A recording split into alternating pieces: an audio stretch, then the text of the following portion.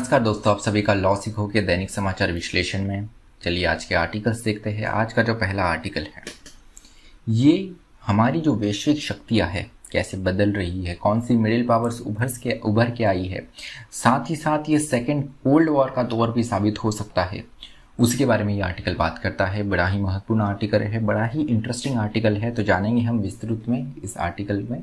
दूसरा जो हमारा आर्टिकल है ये बात करता है मनी ट्रांसफ़र के बारे में कि पैसे हम जो आज के दौर में बैंक के माध्यम से ट्रांसफ़र करते हैं, लेकिन ज़माना बदलते जा रहा है। आज हम सबके फ़ोन में गूगल पे, फ़ोन पे, पेटीएम ऐसे बहुत सारे ऐप्स हैं। बिना बैंक के माध्यम से हम फ़ोन से इन ऐप्स के माध्यम से पैसे ट्रांसफ़र कर रहे हैं। तो आगे आने वाला जो समय है ये फिनटेक कंपनीज़ का समय माना जाता है कि फिनटेक कंपनी बहुत ही तेज़ी से बढ़ रही है। तो हाल ही में यहाँ पर आरबीआई के द्वारा कुछ कदम उठाए जा सकते हैं जिनके द्वारा डिजिटल पेमेंट मोड काफ़ी बढ़ सकता है। उसके साथ ही साथ जो गैर बैंकीय इकाई है इनकी भी बड़ी भूमिका बढ़ सकती है, ये भी पेमेंट सिस्टम में अलाउड हो सकते हैं। तो चलिए मैं आगे बढ़ूँ उससे पहले आपको लॉ सीखो के कुछ कोर्सेज के बारे में बताना चाहूँगा। हमारे बहुत से लॉ की परीक्षाओं के लिए कोर्सेस है, उन्हीं में से एक कोर्स हमारा प्रोजेक्ट मैवरिक है जो कि क्लैट की तैयारी के लिए है। ये कोर्स 100 रुपये की राशि में उपलब्ध है। तो चलिए आज का एमसीक्यू देखते हैं। आज का एमसीक्यू यह है कि डिजिटल कला फेस्टिवल ये किसकी स्मृति में, किसकी याद में मनाया जा रहा है। आपको ऑप्शन ए है महात्मा गांधी, ऑप्शन बी है स्वामी विवेकानंद, ऑप्शन सी है भीमराव अंबेडकर या ऑप्शन डी इनमें से कोई भी नहीं। जो भी आपका उत्तर हो कमेंट बॉक्स में ज़रूर लिखिएगा। तो चलिए वर्णनात्मक प्रश्न की ओर बढ़ते हैं। वो यह है कि discuss how digital payments can lead the market of the future. कि डिजिटल पेमेंट जो है ये आगे के आने वाले मार्केट में, आगे आने वाले दौर में मार्केट में कैसे अपनी एक बड़ी भूमिका निभा सकता है। And what steps have been taken in this direction, और इस और क्या कदम उठाए गए हैं उनके बारे में आपको चर्चा करनी है। तो आप आपका उत्तर 250 शब्दों में लिख सकते हैं। तो चलिए जो पहला आर्टिकल है, जैसे मैंने बताया, मल्टीपोलरिटी बाय मिडिल पावर, कि यहाँ पर पहले हम देखते थे कि हमारा देश एक 3 अहम दृश्य ले सकते हैं कि जैसे ही वर्ल्ड वॉर 2 हुई उसके बाद में एक बाईपोलर वर्ल्ड उभर के आया जिसमें यूएसए और यूएसएसआर ये 2 मुख्य शक्तियां थी। 1991 में यूएसएसआर का विघटन हुआ, रशिया बना। उसके बाद में जो एक ही शक्ति बची रही वो थी यहाँ पर यूएसए की।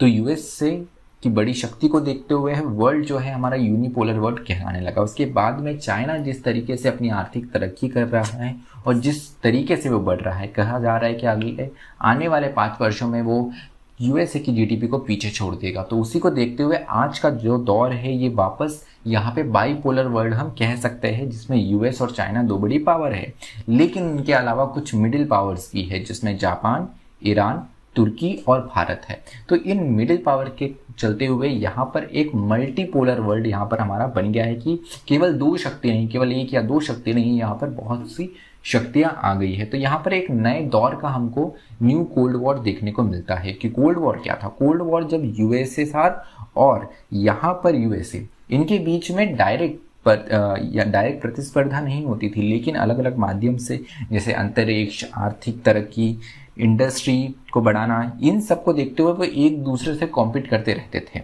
तो उसी दौर को कोल्ड वॉर कहते। तो आज के दौर में कोल्ड वॉर का एक नया स्वरूप हमको देखने को मिल रहा है। So the US continues to view China as the principal adversary on global stage. तो यहाँ पर जो अमेरिका है, जो यूएस है, ये चाइना को अपना प्रतिद्वंदी देखता है वैश्विक स्तर पर। तो यहाँ पर कई बार खुले तौर पे, जैसे पिछले वर्ष डोनाल्ड ट्रंप प्रेसिडेंट थे, राष्ट्रपति थे यूएस के, तो इन्होंने तो बहुत सीधी तौर से यहाँ पर चीन को पूर्ण रूप से इस महामारी के लिए, कोविड-19 के लिए दोषी ठहरा दिया।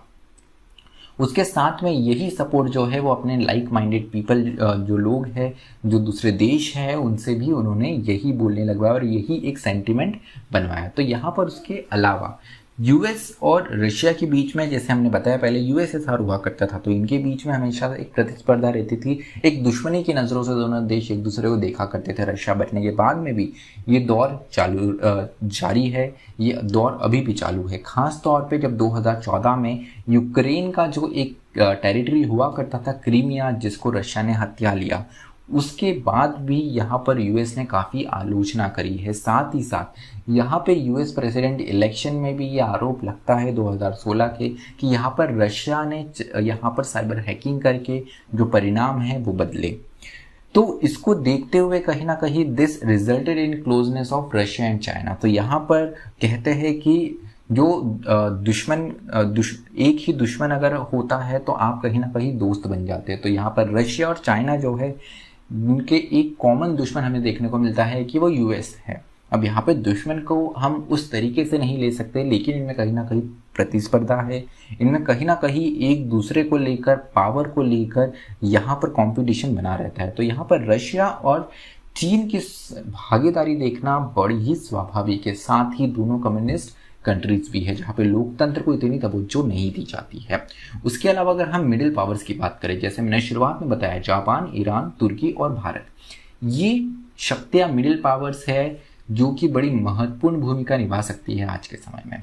जापान की बात करें तो ये क्वाड का मेंबर है। क्वाड में 4 देश शामिल है, उनमें का महत्वपूर्ण जो देश है वो जापान है। तो यहाँ पर टेरिटोरियल डिस्प्यूट जो है जापान की चीन के साथ देखने को मिलती है। तो यहाँ पे सिंकाकू आइलैंड जो है इसको लेकर टेरिटरी की डिस्प्यूट जो है, चीन के तो बहुत ही देशों के साथ में टेरिटरी डिस्प्यूट है, लेकिन खास तौर पे जापान की बात करें तो सिंकाकू आइलैंड को लेकर बड़ी डिस्प्यूट है। उसके अलावा significant of import export with China, उसके अलावा यहाँ पर बहुत ही सिग्निफिकेंट, बहुत ही महत्वपूर्ण इंपोर्ट एक्सपोर्ट भी होता है जापान और चाइना के बीच में। तो ये भी है कि यहाँ पर चाइना के साथ में भी आप जा सकते हो और अगेंस्ट भी जा सकते हो। जापान के पास में ये दोनों ही रास्ते खुले रहते हैं। उसके बाद में भारत की बात करें तो भारत को लेकर भी सीमा विवाद चीन के साथ में हमेशा बना हुआ है। चीन ने अक्साई चीन जो कि हमारा जम्मू एंड कश्मीर का, आज हमारे लद्दाख का एरिया है, पहले जम्मू एंड कश्मीर राज्य हुआ करता था, उसका एरिया था। उसके साथ में अरुणाचल में भी वो बार बार अपनी हक जताते रहता है चीन, उसको देखकर यहाँ पर काफ़ी ज़्यादा डिस्प्यूट रहता है। फिर उसके अलावा सार्क हो या बीमस्टेक हो, ये ऐसे ऑर्गेनाइजेशन हैं जहाँ पर चीन अपनी दखल अंदाजी जो है वो बढ़ाने की हमेशा कोशिश करता है, खुद उन ऑर्गेनाइजेशंस में आने की ज़रूर कोशिश करता है। ईरान की बात करें तो ईरान पे लंबे दौर से सैंक्शंस लगा के रखे हैं यूएस ने। अब यहाँ पर वापस आपने दुश्मन बना लिया। अब आपने ईरान को दुश्मन बनाया तो जो यूएस के दूसरे दुश्मन हैं, जैसे यहाँ पर रशिया और चीन की मैंने बात करी, तो ऑब्वियसली है इनके साथ में आप नेचुरल लाए बन जाते हो, आपकी भागीदारी होना बहुत स्वाभाविक है। तो कहीं ना कहीं यहाँ पर ये विश्लेषण किया गया है कि ईरान जो है वो चीन और रशिया की तरफ से हो सकता है यहाँ पर यूएस के अगेंस्ट में जाते हुए। उसके अलावा तुर्की की अगर हम बात करें तो तुर्की को, जैसे हम पहले ऑटोमन एम्पायर जो था, आज का तुर्की जो है वो पहले ऑटोमन स्टेट हुआ करता था। तो यहाँ पर न्यू ऑटोमनिज्म की बात की गई है। इस न्यू ऑटोमनिज्म के कौन है यहाँ पर मुख्य किरदार, तो उनका नाम है रेसिप एर्दोगन, प्रेसिडेंट है यहाँ के तुर्की के। तानाशाह की भूमिका में ये धीरे धीरे आ रहे हैं, पूरे विश्व से इनकी यहाँ पर आलोचना की जा रही है, लोकतंत्र को कहीं ना कहीं दबाने की बात की जा रही है। तो यहाँ पर इसी को देखते हुए जो वेस्टर्न वर्ल्ड है इनसे इन्होंने एक फासला बना दिया है, और इसी को देखते हुए कहीं ना कहीं इनका अलाइनमेंट जो है, साझेदारी जो है, ये रशिया और चीन के साथ में हो सकती है। उसके साथ में still wishes to continue ties with US. तो यहाँ पर ये यूएस से भी अपने संबंध बनाए रखना चाहता है, लेकिन कहीं ना कहीं झुकाव जो है इनका रूस और चीन की तरफ ज़्यादा होते हुए दिखता है। तो यहाँ पर अगर हम पूरा परिदृश्य देखें तो जो इंडो पैसिफिक रीजन है, इंडो पैसिफिक रीजन में कौन आता है, भारत और उसके साझेदार देश। उसके अलावा पैसिफिक रीजन में यूएस महत्वपूर्ण भूमिका में आ जाता है। यहाँ पे आप जापान को भी सम्मिलित अपने साथ में कर सकते हैं। उसके अलावा यहाँ पे यूरेशिया जो है, यूरेशिया में जहाँ पर आपको रशिया मिलता है, चीन मिलता है, तुर्की जैसे राज्य मिलते हैं, ईरान, तो इनके बीच में एक यहाँ पर कहीं ना कहीं हमको एक प्रतिद्वंदिता देखने को मिल सकती है। यहाँ पर एक इनके बीच में जो डिफरेंसेस है वो देखने को मिल सकते हैं। तो अगर हम बात करें कि यहाँ पर भारत, यूएस, जापान और ऑस्ट्रेलिया, ये 4 कंट्री है जो क्वाड के मेंबर्स हैं। ये अगर साथ में आ जाए तो चीन को आराम से काउंटर किया जा सकता है। इसी को देखते हुए चीन को एक बहुत बड़ा थ्रेड है क्वाड कंट्रीज़ के द्वारा। आगे देखने वाली बात रहेंगी, क्वाड की पहली समिट हुई है, बड़ा ही अच्छा रिजल्ट्स निकले इसके, बड़े ही अच्छे इसके परिणाम बताए गए। आगे कितना कंटिन्यू रहता है और ये 4 देश कैसे मिलकर काम करते हैं और चीन को इससे क्या प्रभाव पड़ता है, ये भी देखने वाली बात बनी रहेगी। चलिए दूसरा आर्टिकल जो है, तो आज पूरा विश्व बदल रहा है, डिजिटल युग आ गया है। अब पैसे ट्रांसफ़र करने थे हमें तो हम पहले बैंक जाया करते थे, लंबी लंबी लाइनें लगाया करते थे। फिर एटीएम आए, एटीएम में हम सिर्फ एक कार्ड के माध्यम से पैसे निकालने लगे। फिर कैश डिपॉजिट मशीन भी आ गई, हम उसमें कैश डिपॉजिट भी करने लग गए। बैंक जाना धीरे धीरे कम हो गया। उसके बाद में आए ऐप्स, पेटीएम, गूगल पे, फ़ोन पे और ऐसे न जाने कितने ऐप्स। तो इन ऐप के माध्यम से आजकल हम ट्रांसफ़र करने लगे हैं। कोविड के इस दौर में तो जहाँ पर आपको किसी से कांटेक्ट रखना ही नहीं है, तो ये अपने आप में इनकी भूमिका बहुत बढ़ गई है। तो आजकल हम ये देखते हैं कि हम डिजिटल माध्यम से ऑनलाइन यहाँ पर पैसे ट्रांसफ़र करते हैं। उसके साथ में अभी यहाँ पर ये कदम उठाया जा सकता है आरबीआई के द्वारा। आरबीआई ने प्रपोज किया है कि जो नॉन बैंकिंग एंटिटीज़ है, जो गैर बैंकीय इकाइयाँ हैं, ये आरटीजीएस और निफ्ट के एनईएफटी जो है इसके माध्यम से पैसे ट्रांसफ़र कर सकते हैं। ये मनी भी आप ट्रांसफ़र कर सकते हो और आप कैश भी विड्रॉ कर सकते हो। तो यहाँ पर ये नई फैसिलिटी क्या है, तो यहाँ पर आरबीआई ने, जैसे मैंने बताया, प्रपोज किया गया है कि नया पेमेंट सिस्टम ऑपरेशन जो है वो चालू किया जाए, जिसमें डायरेक्ट मेंबरशिप दी जाए आरटीजीएस और एनईएफटी में। अब यहाँ पर इससे क्या प्रभाव पड़ता है वो हम जानेंगे, क्या इम्प्लीकेशन है, एलिजिबिलिटी क्या होगी। तो यहाँ पर सबसे पहले तो ये जानना ज़रूरी है कि expected to minimize settlement risk, जो सेटलमेंट रिस्क है इसको कम करने के लिए ये कदम उठाया जा रहा है, आरबीआई की तरफ से ये बताया गया है। उसके अलावा enhance reach of financial system to all user segment, कि हमारे समाज के जितने भी सेगमेंट्स हैं, जितने भी यूजर सेगमेंट्स हैं, उन सब तक पहुंच बढ़ जाए, इसको देखते हुए यहाँ पर ये कदम उठाया जा रहा है। उसके अलावा entities will not be eligible for liquidity facility for RBI, तो ये जो एंटिटीज़ रहेंगी, इकाइयाँ रहेंगी, इनको लिक्विडिटी फैसिलिटी जो है वो आरबीआई की तरफ से नहीं मिलेगी। अभी के लिए तो ये कदम उठाया गया है, आगे कंटिन्यू रहता है या इसमें बदलाव आता है, ये भी एक महत्वपूर्ण देखने वाली बात रहेंगी। लेकिन ये बहुत ही इंपॉर्टेंट पॉइंट है कि लिक्विडिटी फैसिलिटी जो है इनके लिए ये अभी एलिजिबल नहीं रहेंगे आरबीआई के द्वारा। उसके अलावा इम्प्लीकेशन, प्रभाव क्या पड़ सकते हैं, तो डिजिटल पेमेंट जो थे, जो हम विभिन्न ऐप से कर रहे थे, उनमें तो काफ़ी बड़ा हमें एक बढ़ोतरी देखने को मिली है। लेकिन ये कदम अगर आ जाता है, इम्प्लीमेंट हो जाता है, तो काफ़ी ज़्यादा हमें बढ़ोतरी और तेज़ी से बढ़ोतरी हमें देखने को मिलेंगी। उसके अलावा individuals credit profile will also be available to non bank entities now, तो जो क्रेडिट प्रोफाइल रहती है, आपने कितना लोन लिया, आपका क्या रीपेमेंट कैपेसिटी है, आपने कितना रीपेमेंट करा हुआ है, कहाँ पर आपके डिफ़ॉल्ट्स हुए हैं, इन सारी जानकारी जो है वो बैंक को उपलब्ध रहती थी।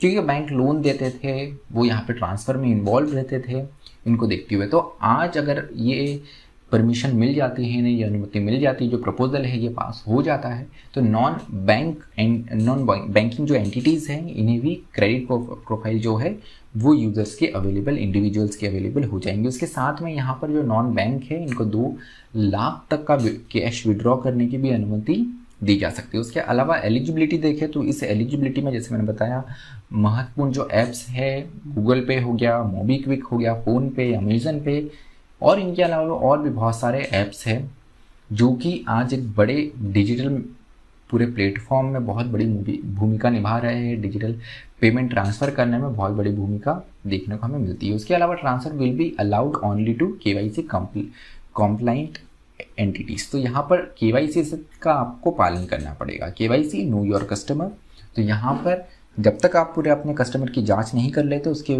बाद में ही आपको ये सुविधा उपलब्ध रहेंगी, और जो इंडिविजुअल है उनको ये सुविधा उपलब्ध रहेंगी।